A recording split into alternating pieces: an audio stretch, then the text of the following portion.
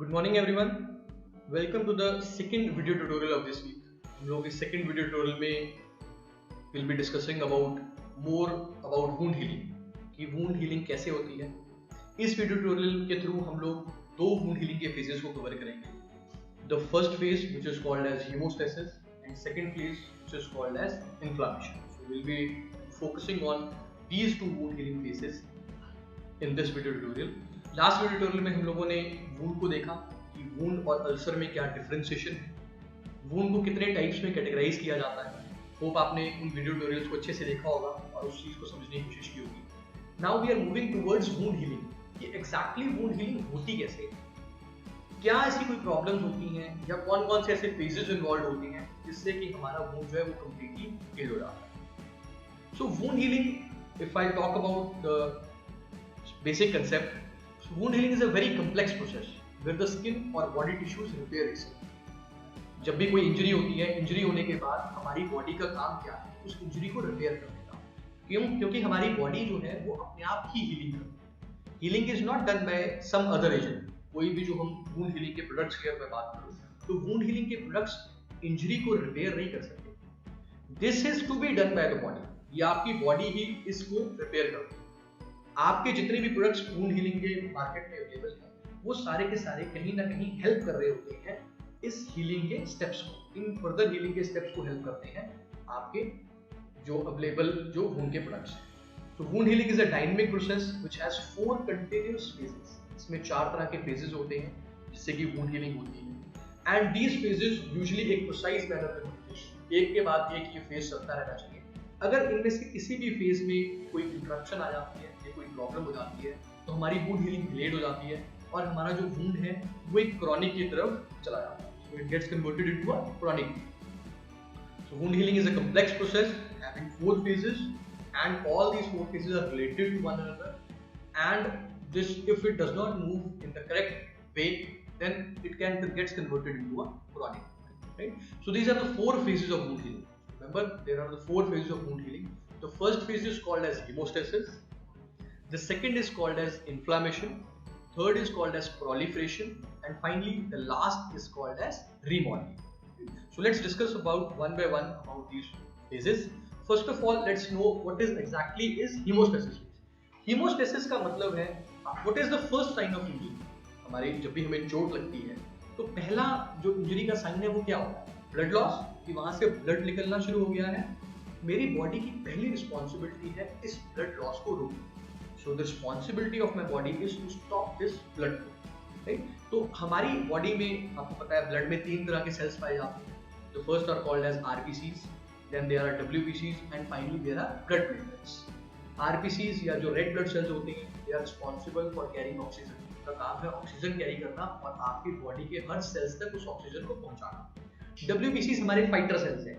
वो हमारी एक ऐसी फौज है जो हमारे इन्फेक्शन से, अगर कोई भी इन्फेक्शन हमारी बॉडी में होता है उस इन्फेक्शन से लड़ने का काम करते हैं हमारे WBCs.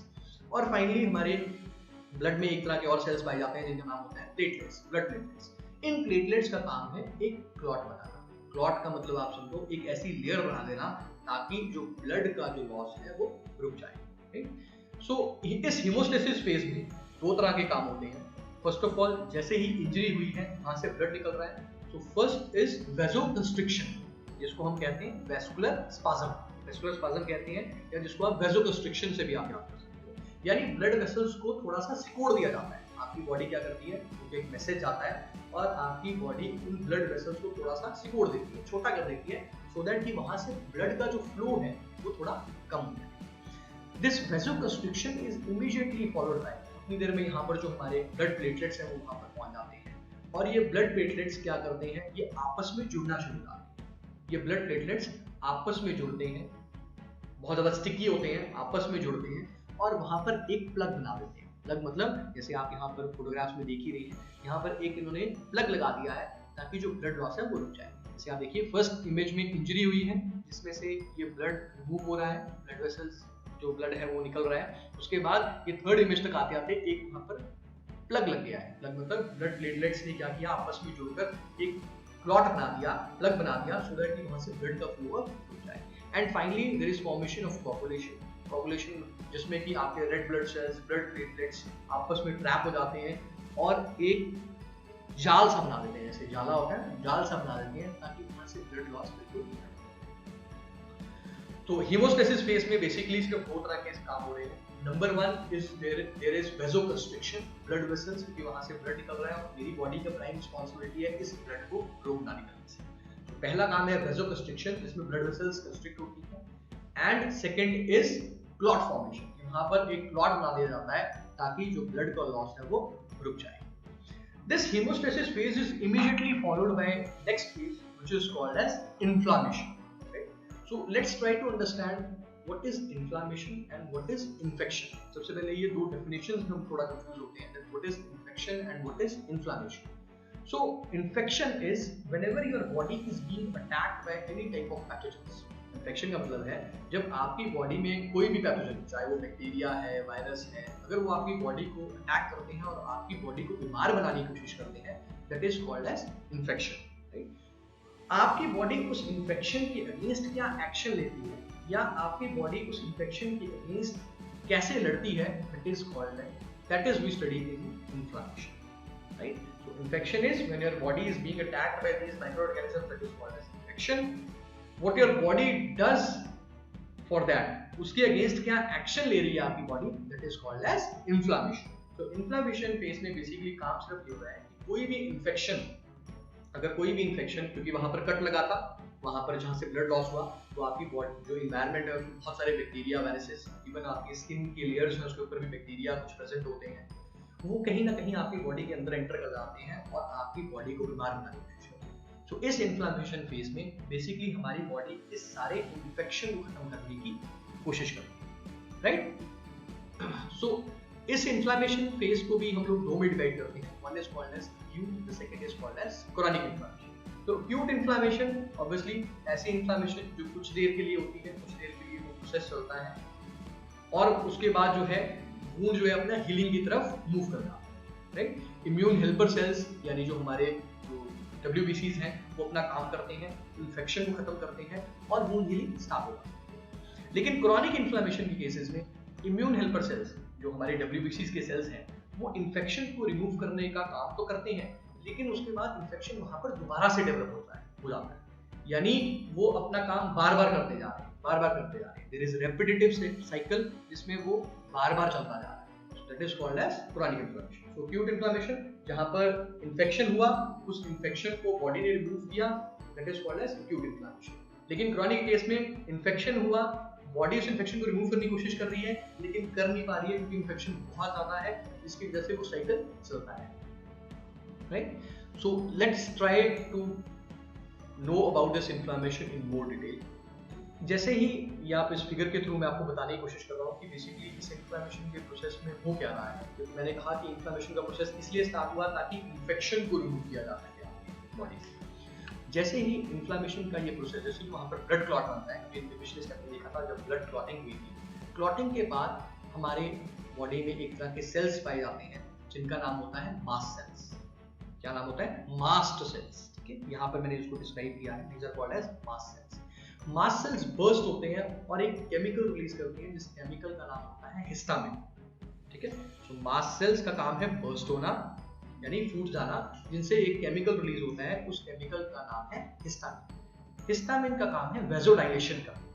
हिस्टामिन का काम क्या है? ब्लड वेसल्स को डायलेट कर देना, थोड़ा सा ब्लड वेसल्स डायलेट हो जाते हैं। ब्लड वेसल्स के डायलेट होने से वहां पर ज्यादा अमाउंट में ब्लड फ्लो होना शुरू होता है और उस ज्यादा अमाउंट में ब्लड फ्लो होने के साथ साथ वहां पर हमारे जो डिफेंस के सेल्स हैं, जो WBCs हैं, वो WBCs वहां पर पहुंचने लग जाते हैं। अब उन WBCs जिनको आप ल्यूकोसाइट्स भी कहते हैं, उसमें से सिर्फ एक तरह के सेल्स, न्यूट्रोफिल्स।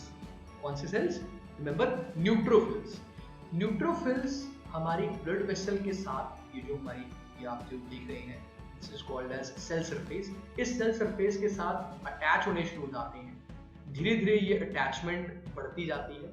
ठीक है, ये एक केमिकल रिलीज कर रहे हैं जिसका नाम है सिलेक्टिन। सिलेक्टिन ने क्या किया? WBCs में से सिर्फ एक तरह के सेल्स, न्यूट्रोफिल्स को सिलेक्ट किया और अपने साथ अटैच करना शुरू किया। ये अटैचमेंट के बाद धीरे धीरे यहाँ पर अटैच होते जाते हैं और फाइनली जब यहाँ पर एक दूसरा केमिकल रिलीज होता है, इंटीग्रिन, ये अपना शेप चेंज कर बाहर निकल आते हैं। बेसिकली हो क्या रहा है, अपना जो इन्फेक्शन डेवलप हुआ है, हो सकता है वो इन्फेक्शन कहीं ना कहीं स्किन लेयर्स में रह गया हो। जो तो ब्लड के अंदर इन्फेक्शन चला गया, वहां तो हमारे WBCs काम कर रहे थे, उन्होंने उस इन्फेक्शन को खत्म कर दिया। लेकिन अगर स्किन लेयर्स में कोई इन्फेक्शन है तो उस स्किन लेयर की इन्फेक्शन को खत्म करने का काम इस इन्फ्लेमेशन स्टेप में हो रहा है। सो मास्ट सेल्स ने क्या किया, हिस्टामिन रिलीज किया, जिसकी वजह से वहां पर वैसोडाइलेशन हुई, ज्यादा अमाउंट में ब्लड वहां पर पहुंचना शुरू हुआ, जिसमें से एक जो न्यूट्रोफिल्स है वहां पर पहुंचे और न्यूट्रोफिल्स अपना शेप चेंज कर बाहर निकल आए। ये देखिए यहाँ पर ये जो न्यूट्रोफिल्स हैं येलो कलर में जो शो हुए हैं, वो अपना शेप चेंज करके यहाँ से बाहर निकल रहे हैं। और बाहर निकलने के बाद by the process of phagocytosis, phagocytosis मतलब इन्फेक्शन को खा जाना, by the process of phagocytosis जो भी इन्फेक्शन इस स्किन लेयर्स में था उस सारे इन्फेक्शन को इसने खा लिया या सारे इन्फेक्शन को इसने खत्म कर दिया, राइट। फर्दर डिटेल में यहाँ पर इस इमेज में आप देख सकते हैं इसको कि जैसे ही वैसोडाइलेशन हुई, ये जो ब्लू कलर में आप देख रहे हैं ये न्यूट्रोफिल्स हैं, ये न्यूट्रोफिल्स इस ब्लड वेसल्स से बाहर आए और बाहर आने के बाद यहाँ पर जितना भी इन्फेक्शन था इस सारे इन्फेक्शन को उन्होंने खत्म कर दिया। जितना भी इन्फेक्शन यहाँ पर ये डेवलप हो रहा था इस सारे इन्फेक्शन को इसने खत्म कर दिया। उससे भी पहले स्टार्टिंग में जब मैंने कहा था कि जैसे ही ब्लड प्लेटलेट्स ने क्लॉट बनाया, क्लॉट बन गया, क्लॉट बनने के बाद एक केमिकल सिग्नल गया जिससे कि मास्ट सेल्स एक्टिवेट हुए। अब इन मास्ट सेल्स जैसे एक्टिवेट हुए ये बर्स्ट हो गए और इन्होंने क्या किया, हिस्टामिन रिलीज, जिस हिस्टामिन ने इस ब्लड वेसल्स को डायलेट कर दिया।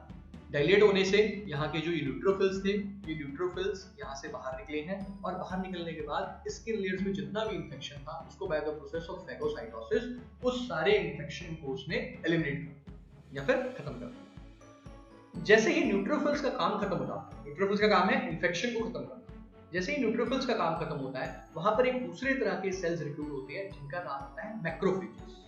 ठीक है, न्यूट्रोफिल्स ने क्या किया, बैक्टीरिया को या वायरस जितना भी था उसको खत्म कर दिया। अब आप वहां पर पहुंच गए हैं मैक्रोफेजेस। मैक्रोफेजेस क्या करते हैं, क्योंकि वहां पर अभी लड़ाई लगी हुई है, न्यूट्रोफिल्स जो है बैक्टीरिया के अगेंस्ट लड़ रहे हैं। आप ऐसा समझो ये हमारी एक ऐसी फौज है जो कि दुश्मन के अगेंस्ट लड़ रही है। अब जब लड़ाई लगती है तो क्या ऐसा होता है कि एक ही तरफ के लोग मरते हैं, दोनों तरफ के लोग मरते हैं, तो यानी न्यूट्रोफिल्स भी डेड हो रहे होंगे, बैक्टीरिया भी डेड हो रहे होंगे।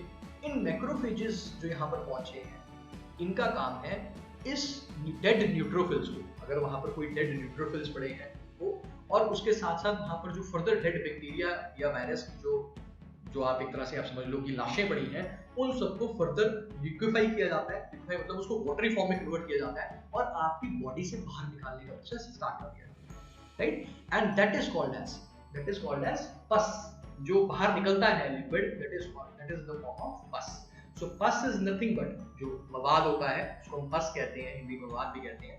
पस जो होता है it is a mixture of dead neutrophils as well as dead bacteria and virus, जो कि मैक्रोफेजेस ने क्या किया है, उसको फर्दर छोटे छोटे पार्टिकल्स में डिवाइड कर दिया है और उसको लिक्विड फॉर्म में कन्वर्ट कर बॉडी से बाहर निकालना शुरू कर दिया, राइट। सो ब्लड प्लेट याद रखिएगा, क्लॉट बना, क्लॉट के बाद मास्ट सेल्स आए, उन्होंने वैसोडाइलेशन की, वैसोडाइलेशन से न्यूट्रोफिल्स बाहर आए, उन्होंने इस सारे इन्फेक्शन को फेगोसाइटोसिस से खत्म कर दिया। जैसे ही न्यूट्रोफिल्स ने अपना काम खत्म किया वहां पर मैक्रोफेजेस आए और मैक्रोफेजेस ने डेड न्यूट्रोफिल्स और डेड बैक्टीरिया वायरसेस को फर्दर लिक्विफाई करके या फर्दर उसको वाटरी फॉर्म में कन्वर्ट करके आपकी बॉडी से बाहर निकालना शुरू कर दिया, which is in the form of पस, जिसको हम पस भी कहते हैं।